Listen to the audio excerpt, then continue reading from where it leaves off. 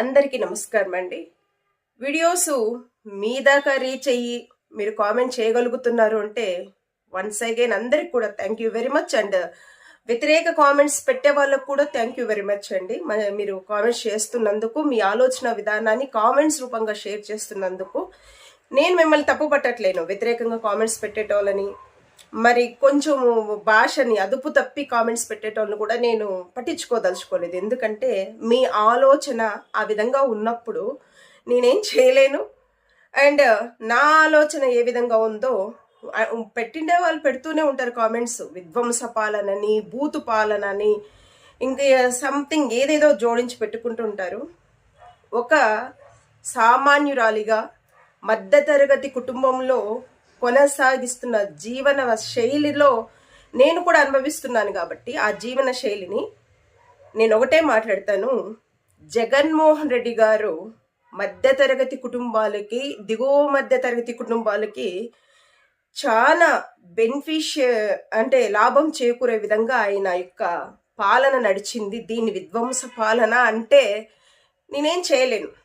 ఎందుకనంటే ఈరోజు ఒక పేదింటి విద్యార్థి అంతర్జాతీయ స్థాయికి వెళ్ళి సమిట్లో పాల్గొంటున్నారు అని అంటే కనుక నేషనల్ మీడియాస్ అట్లాంటివే ఆయన పాలన ఏంటి అండ్ ఆయన విద్య మీద ఎటువంటి శ్రద్ధ తీసుకున్నారు, దట్టు పేద పిల్లల మీద, పేద విద్యార్థుల మీద, ఇవన్నీ మనం చూసినప్పుడు ఒక సామాన్య కుటుంబంలో పుట్టిన నేను ఖచ్చితంగా ఆ బాధల గురించి, ఆ కష్టాల గురించి, ఆ కన్నీళ్ళ గురించి నాకు తెలుస్తుంది.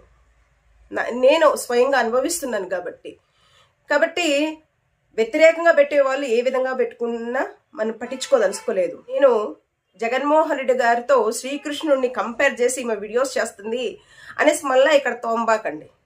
నేను జస్ట్ ఎగ్జాంపుల్ మాత్రమే చెప్తున్నా. మహాభారతం తీసుకుంటే శ్రీకృష్ణుడిని దొంగగా, మరి ఇంకా ఏ విధంగా మాట్లాడుతూ వచ్చారో మనం చూసాం. ఆయన ఒక భగవంతుడు, శ్రీకృష్ణుడు అనే వ్యక్తి కదా. అయితే అదే శ్రీకృష్ణుడిని దొంగ అన్న మనము, కొంటె కృష్ణుడు అన్న మనము, చిలిపి కృష్ణుడు అన్న మనము మళ్ళీ ఎగతాలు కూడా చేస్తుంటాం. ఎవరైనా ఒకరిద్దరు పక్క చూస్తుంటే ఏం కృష్ణుడుగా నువ్వు అని, ఇప్పటికి కూడా కదా. ఇటువంటి వ్యక్తిత్వం ఉన్న మనుషులు ఎవరైతే ఉన్నారో వీళ్ళు నేటికి కూడా అంటూనే ఉన్నారు శ్రీకృష్ణుడిని. అయితే శ్రీకృష్ణుడు మహాభారత యుద్ధం వచ్చేటప్పటికి చాలా మంది కౌరవ తరపున మాట్లాడే ప్రతి ఒక్కరు కూడా ఏ విధంగా మాట్లాడారు అని అంటే శ్రీకృష్ణుని ఎగతాళి చేసే మాట్లాడారు. శ్రీకృష్ణుడు కూడా కౌరవులు ఎక్కువగా ఉన్నారు కాబట్టి నేను కౌరవ తరపు నుంచి యుద్ధాన్ని చేయాలి అని శ్రీకృష్ణునికి ఆలోచన రాలేదు. 5 మంది పాండవుల పక్క నిలబడి ఆయన యుద్ధాన్ని చేసి గెలిచారు. ఆ యుద్ధంలో చాలా జరిగాయి అనుకోండి. శ్రీకృష్ణుని అవమానించడం జరిగింది. సార్ జగన్మోహన్ రెడ్డి గారు, ఇట్లాంటి వాళ్ళని మేము మార్చలేం, కానీ ఫస్ట్ మీరు మారిపోండి. ఏదైతే ఈ వ్యతిరేక కామెంట్స్ పెడుతున్నారో, విధ్వంస పాలన, ఇంకొచ్చేసేసి ఒక బాత్రూమ్కు 30 లక్షలు అవసరమా, 40 లక్షలు అవసరమా, ఇటువంటివి ఎవరైతే స్ప్రెడ్ చేయాలని చూస్తున్నారో, ఈ మీడియా ఏదైతే పచ్చ మీడియా ఉందో, పచ్చ ఛానల్స్, యూట్యూబ్ ఛానల్స్ కొన్ని ఉన్నాయో, ఇవన్నీ కలిపి బాగా చదువుకున్న వాళ్ళలో కూడా విషయాన్ని నింపేసేసి ఇంకా ఏ విధంగా ఒక వ్యక్తి మీద పదే పదే పదే పదే ఇట్లా టార్గెట్ చేసి మాట్లాడే స్థాయికి ఇటువంటి ఛానల్స్ ప్రజలను తీసుకొచ్చేసారని బాగా అర్థమవుతుంది. ఇటువంటి వాళ్ళని మార్చడం మా చేత కాదు, కానీ మీరు మారిపోండి. ఖచ్చితంగా మీరు మారిపోవాల్సిందే. ఎందుకంటే ఇప్పుడు చంద్రబాబు నాయుడు కదా 2014 ఏదైతే ఆయన కేటాయించిన సౌత్ బ్లాక్, హైదరాబాద్లో సౌత్ బ్లాక్లో ఏదైతే 15 కోట్లు ఒక చోట ఖర్చు పెట్టి ఫర్నిచర్ కొనేసేసి బిల్డింగ్ కన్స్ట్రక్షన్ చేసేసి అక్కడ కట్టిన దాంట్లోనే ఇంత ఖర్చు పెట్టి హైదరాబాద్ సచివాలయంలో మరమ్మతులు చేశాడు కదా. మళ్ళీ స్వామీజీ వచ్చి బాగలేదని చెప్పిన తర్వాత మళ్ళీ ఎల్ బ్లాక్ మారడము, అక్కడ ఒక 20 కోట్లు ఖర్చు పెట్టడము, మళ్ళీ ఆటి నుండి రిటర్న్ వచ్చేసేసి ఆయన అమరావతి సెలెక్ట్ చేసుకుంటే అక్కడ 900 చిల్లర పెట్టి ఒక 900 కోట్లు పెట్టి అక్కడ రేకుల షెడ్ వేయడము. ఆయనకు ఉండడానికి ఇల్లు లేకపోతే ఇది అత్యంత కాస్ట్లీ హైత్ ఏదో హోటల్లో 5 ఏళ్ళు పాలన చేశాడు ఉండి. 5 సంవత్సరాలు. ఎంత బిల్ అయి ఉంటుంది అనేది ఇట్లాంటి వాళ్ళకి తెలియదు అనమాట. ఎన్ని కోట్లు అయింది, ఎన్ని లక్షలు అయింది. దాదాపు 4 సంవత్సరాలు కూడా ఆయనకి అమరావతిలో సెలెక్ట్ చేసుకున్నప్పటికీ ఆ హోటల్ మార్క్ హైత్ సంథింగ్ ఏదో ఉంది, అక్కడి నుంచి ఆయన ఉండి ఈయన యొక్క లగ్జర్ మంత్రుల కాడ నుంచి ఎంపీల కాడ నుంచి ఎంత ఖర్చు పెట్టారు అనేది పాపం ఈ పిచ్చి జనాలకు అర్థం కావట్లా. నువ్వు చేసింది ఏంటి తెలుసా? పేద ప్రజల్ని అంతర్జాతీయ లెవెల్కి తీసుకెళ్ళావు చూడు. అంతర్జాతీయ స్థాయికి విద్యలో పెద్దపీట వేయడం, వైద్యంలో పెద్దపీట వేస్తూ నా అక్క చెల్లెళ్ళు, నా అన్నదమ్ముళ్ళు, నా ఎస్సీలు, నా బీసీలు ఇలా మీరు చేయకూడదు సార్. నీ వర్గం ఎక్కడైతే ఉందో, నీ వర్గము, నీ సామాజిక వర్గం ఏడైతే ఉందో, ఏ పులివిందలో లేకపోతే ఏ కడపనో ఏ కర్నూల్లో నువ్వు రాజధాని అని చెప్పి డిక్లరేషన్ ఇచ్చేసేసి ఏదైతే ఋషికొండలా కట్టావో అంత పెద్ద బిల్డింగ్ తీసుకొని వచ్చి ఇక్కడ కట్టిండాలి సార్. మీరు ఇక్కడ కట్టిండాల్సి ఉండే. తప్పు చేశారు సార్ మీరు. ఎంత తప్పు చేశారు? 3 రాజధానుల పేరు మీద కూడా సర్వతోముఖాభివృద్ధి అని చెప్పేసి మీరు తీసుకున్న డెసిషన్ ఏదైతే ఉందో, అందరికీ మంచి జరగాలి, 3 ప్రాంతాల ప్రజలకు మంచి జరగాలని మీరైతే ఏదైతే అనుకున్నారో అది దాంతో ఏపీ ప్రజలకు అవసరమే లేదు సార్. ఏపీ ప్రజలకు అవసరమే లేదు. ఎవడెంత దినైనా పోని అవసరం లేదు.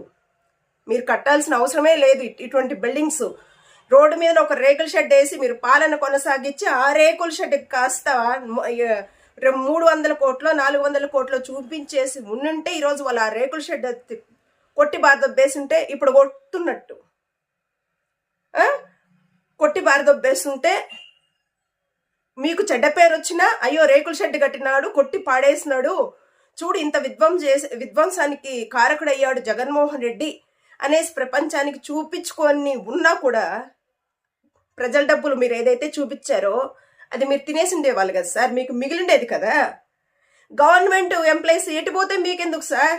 టయానికి వస్తే ఎంత, రాకపోతే ఎంత, వాళ్ళు చదువు చెప్తే ఎంత, లేకపోతే వాళ్ళు వర్క్ చేశారా లేదా, వాళ్ళు ఏ టైంకి వచ్చారు, ఇవన్నీ మీకు అవసరమా? మీకు అవసరం లేదు సార్. వాళ్ళు వచ్చారా రారా మీకు అనవసరం. హరియర్స్ ఇచ్చేయాలి, ఎవరి మంత్ జీతాలు ఇచ్చేసి ఉండాల్సి ఉండే. ఎవరికి కావాలి సార్ సంక్షేమ పథకాలు? దేనికి సంక్షేమ పథకాలు?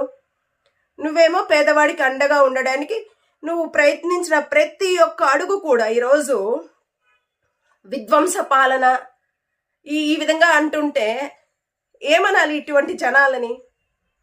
పేదవాడి గురించి మాట్లాడేటోడు ఎదిగిపోతూనే ఉన్నాడు, పైకి ఎదుగుతూనే ఉన్నాడు, తొక్కి పేదవాడిని. మీరు పేదవాళ్ళకు అండగా నిలబడుకొని అవమానాలు పాలు అవుతూ అడుగడుగున ఇటువంటి వ్యక్తులు ఏమనాలో నాకు అర్థం కావట్లేదు. ఇప్పటి కూడా అడుగడుగున ఏ సార్ రాజశేఖర్ రెడ్డి సార్ కొడుకు మీరు, మీకేం అసలు తక్కువ? ఏసీలో కూర్చొని హ్యాపీగా అంటుంటారు కదా పవన్ కళ్యాణ్ గారు, కోట్లు సంపాదించేస్తారు, ఒక సినిమా తీస్తే 3 కోట్లు 4 కోట్లని. అంతకంటే మీరేం తక్కువ సార్? మీకేం తక్కువ అసలు? ఎందుకు ఎట్టుపోతే ఎందుకు? పేద ప్రజలు ఎట్టుపోతే ఎందుకు? విద్య ఎటుపోతే ఎందుకు? వైద్యం ఎటుపోతే ఎందుకు? ప్రభుత్వ ఉద్యోగులు ఎటుపోతే ఎందుకు? ఈ యొక్క రాజధానులు ఎవడు ఎక్కడ పెట్టుకుంటే మీకెందుకు?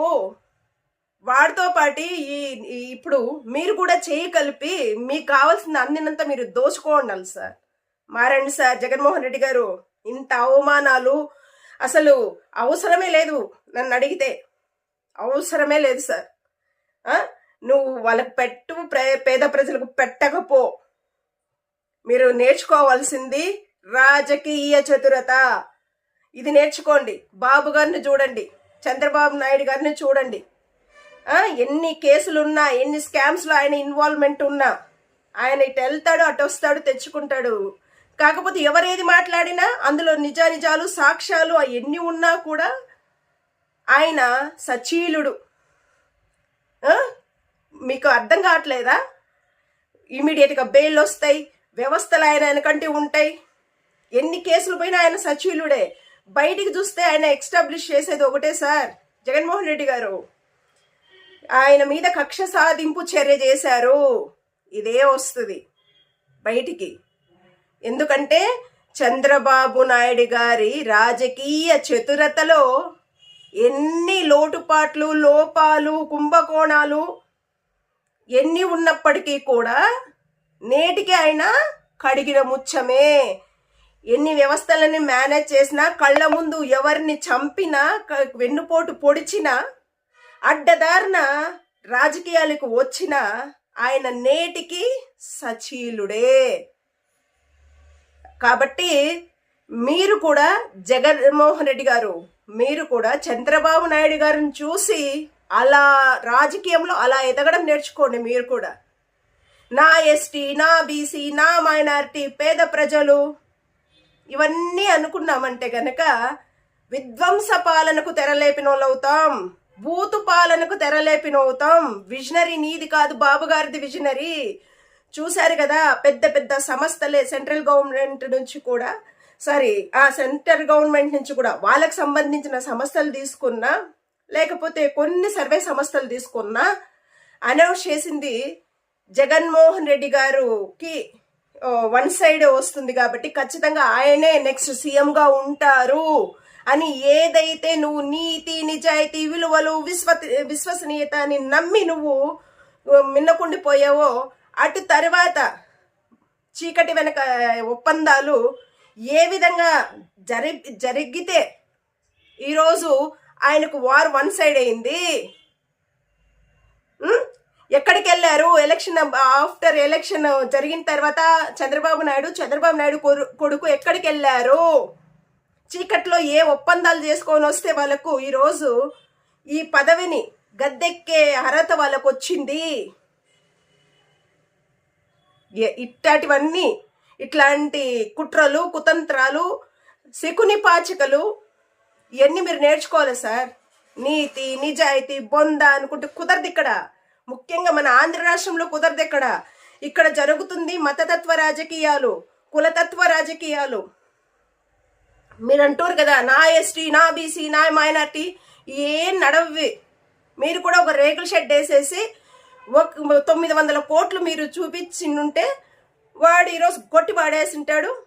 900 కోట్లు పోతే పోయింది, ఇంత తినేసినాడా అనే ఒక పేరు మీకు వచ్చినప్పటికీ కూడా చెడ్డ పేరు. ఆ 900 కోట్లతో మనము దోచుకొని మరి పనిచేసుకోండే వాళ్ళం కదా సార్. ఉద్యానవనము, రైతు భరోసా కేంద్రాలు, ఆ ఉద్యానవనంలో కిడ్నీ పేషెంట్ గురించి, సచివాలయాలు, కరోనా టైంలో అయితే గనక ఈ క్వారంటైన్లు కాపాడుకోవాలని ఆంధ్ర రాష్ట్ర ప్రజల్ని, ప్రతి ఒక్కరిని ఒక కన్న తండ్రి కంటే ఎక్కువ కాపాడారు కదా. అలా ఉండకూడదు. పేదలకు మీ అవసరం అక్కర్లేదు సార్. లాస్ట్ మీరు ఇప్పుడు ఇచ్చేలా ఒక్కొక్క కుటుంబానికి ఇచ్చిన 1 లక్ష చిల్లర లాస్ట్ ఎలక్షన్స్ బిఫోర్ ఇవ్వండి. మీరు 10,000 ఇవ్వండి సార్, మీకే ఓటు పడుతుంది. ఇది నేటి డెమోక్రసీ. నేర్చుకోండి మీరు. నా ఎస్టీ, నా బీసీ, నా మైనార్టీ అనుకుంటే నడవ్వి ఇక్కడ. అది ఇట్లా చేస్తేనే ఇంత చేశారు కదా. నా ఎస్టీ, నా బీసీ, నా మైనారిటీ, పేద ప్రజలు, విద్య, వైద్యం, ఇవన్నీ మీరు చేయబట్టే విధ్వంస పాలన, భూతు పాలన. బాబుగారిది విజనరీ. ఈ బాబుగాడి బతికి ఇప్పుడు చూస్తాం కదా సార్. ఇప్పుడు ఏ విధంగా మొదలవుతుంది? అప్పుడే చేయలు ఎత్తేసేసి ఇప్పుడు దాదాపుగా 1.5 లక్ష కోట్లు కావాలి ఇక్కడ పంచాలంటే ప్రజలకు ఇచ్చిన హామీలు, సూపర్ 6లు సంవత్సరానికి. మరి ఎక్కడి నుండి తెస్తాడు? రాజధాని ఏ విధంగా అభివృద్ధి చేస్తాడు? ఇప్పుడు ఏ విధంగా బిల్డ్ చేస్తాడు ఆ రాజధానిని? ఈ బతుకులంతా ఎంతో దూరం లేదు సార్. ఒక 2-3 నెలల్లో అర్థమైపోతుంది. జగన్మోహన్ రెడ్డి గారు అతి కొద్దిగా పేదవాళ్ళకు పెట్టి అండగా నిలబడిన దానికి మరి విధ్వంస పాలన, భూతు పాలన అనుకుంటే ఇప్పుడు బాబు గారు పెట్టేది సచీల పాలన సార్. విజనరీతో పెడుతున్నారు బాబు గారు. ఏది పెట్టినా మోసం చేసినా బాబు గారే చేయాలి, లేకపోతే వెన్నుపోటు పొడిచినా బాబు గారే చేయాలి, అభివృద్ధి చేసినా బాబు గారే చేయాలి, ఏవి చేసినా బాబు గారు చేయాలి సార్. మీరు చేసే రైట్స్ మీకు లేవు. ఆంధ్రప్రదేశ్లో డెమోక్రసీ ఇలానే తగలాడింది నాకు తెలిసి. ఇప్పుడు ఋషికొండలో ఏదో బిల్డింగ్ కట్టేశారంట. ఋషికొండ బిల్డింగ్లో బాత్రూమ్ 30 లక్షలు పెట్టారంట. ఎందుకు సార్ అంత ఖర్చు పెట్టడం? ప్రభుత్వం కోసం. ప్రజాధనాన్ని దుర్వినియోగం చేసినావని ఒక నిందబెట్టి ఆడేస్తుంటే, అదేదో నీ తాడేపల్లి ఓన్ హౌస్లు కట్టిండకూడదు అండి ఆ 30 లక్షలు పెట్టి బాత్రూము. అక్కడికి ఎవడో వచ్చి కెమెరా పెట్టేటోడు కాదు కదా, ఎందుకంటే అది ఓన్ హౌస్ కదా, నీ ఓన్ హౌస్ కదా. ఎందుకు అక్కడ పెట్టినావు నువ్వు అంత డబ్బులు? అవసరం ఏముంది? రేపు ఎవడైనా వస్తే అదేంది హయత్తా పెద్ద పెద్ద హోటల్స్ ఆంధ్రప్రదేశ్లో ఎలాగ సచ్చాయి కదా పాపం ఒక సామాజిక వర్గం గురించి. ఆ హోటల్లో స్టే చేస్తూ బిల్లులు లక్షల బిల్లులు పెట్టేటోళ్ళు కదా. నువ్వు ఇక్కడ 30 లక్షలు పెట్టి బాత్రూమ్ కట్టడం ఏంటి? ఆడ ఒక 10 రోజులు ఆ హైత్ ఏదో హోటల్ నుంచి ఒక 10 రోజులు పాలన చేస్తే, పరిపాలిస్తే, వచ్చి స్టే ఉంటూ ఆంధ్ర రాష్ట్ర ప్రజల్ని, వాడు ఒక నెల కాడ 30 లక్షలు కడితే అడిగేటోడు ఎవడు సార్? అడిగేటోడు ఎవడు? ఒక బాత్రూమ్కు 30 లక్షలు కట్టామని ఈరోజు చెప్పేటోడు. ఇప్పుడు లాస్ట్ చంద్రబాబు నాయుడు గారు కూడా అదే కదా చేశారు. ఆంధ్ర రాష్ట్రంలో ఎక్కడ కూడా ఆయన ఉండలే, పెద్ద పెద్ద హోటల్స్ నుంచి నడిపాడనమాట రాజకీయాలు ఉన్న 4 సంవత్సరాలు. నీతి తెలుసుకొని మాట్లాడి కామెంట్ చేయండి. ఊరికే అనవసరమైన కామెంట్స్ పెట్టద్దు, అర్థమైందా? ఇట్లా పెట్టినంత మాత్రాన భయపడి బ్యాక్ అవుతాను అని మాత్రం అనుకోవద్దు. ఇది మాత్రం చెప్తున్నా. నేను మంచిగా కామెంట్స్ పెట్టండి, నేను రియాక్ట్ అయ్యి సమాధానం చెప్తాను. బ్యాడ్ కామెంట్స్తో నాకు అసలు పట్టించుకోదలుచుకోలేదు. కానీ మీకు ఇష్టం లేకపోతే విధానపరమైన కామెంట్ చేయండి, దీన్ని ఎవ్వరు వద్దనరు. మీ ఆలోచనలు నేను ఎప్పుడు కూడా తప్పు పట్టను. దీనికి 1000 గజాలు రాసిస్తే పాపము టీడీపీలో చేరుతానంట నేను. అవునా? నా లోకల్లోనే ఎంతో ఆఫర్స్ వచ్చినా, మీకు తెలియదేమో, నా లోకల్లోకి తెలుసు, ఆఫర్స్ వచ్చినా కూడా ఈ ఎంటిక వాసంతా కూడా నేను లెక్క చేయలే. ఎంటిక వాసంతా కూడా. ఎందుకంటే చదువుకున్న పిల్లలకు సపోర్ట్ చేసే ఏ గవర్నమెంట్ అయినా నేను మద్దతు ఇస్తా. ఏ గవర్నమెంట్కి అయినా కానీ విద్యలో పేదవాడి విద్యకు సహాయం చేసే ఏ గవర్నమెంట్కైనా నేను మద్దతు ఇస్తా. ఎందుకంటే చదువు మీద నాకంటే ఒక డ్రీమ్ ఉంది. ఒక పేద విద్యార్థి చదువుకుంటే ఏ స్థాయికి వెళ్ళగలడు అనే ఆలోచన నాకుంది. ఆ బాధ నాకు తెలుసు కాబట్టి నా వ్యక్తిత్వాన్ని నమ్ముకోను నేను. అర్థమైందా?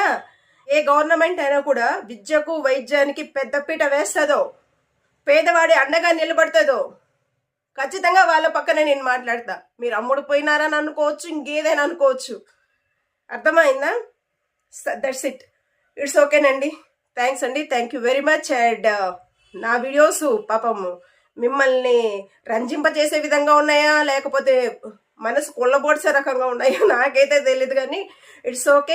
మీరు కూడా నాకు కామెంట్ చేసినందుకు మళ్ళీ మంచి వీడియోస్తో మీ ముందుకు వస్తూనే ఉంటాను. జగన్మోహన్ రెడ్డి గారి పాలన గురించి, పేదవాడు ఏదైతే బెనిఫిషియర్స్ ఏ విధంగా పొందగలిగాడు విద్యలో, వైద్యంలో కూడా, వీటి ముందు కూడా ఒక చక్కటి విశ్లేషణ చేసుకుంటూ నిరంతరము మీ ముందు ఉంటానని చెప్పి మరోసారి తెలియజేసుకుంటూ థ్యాంక్స్ అండి. Thanks a lot.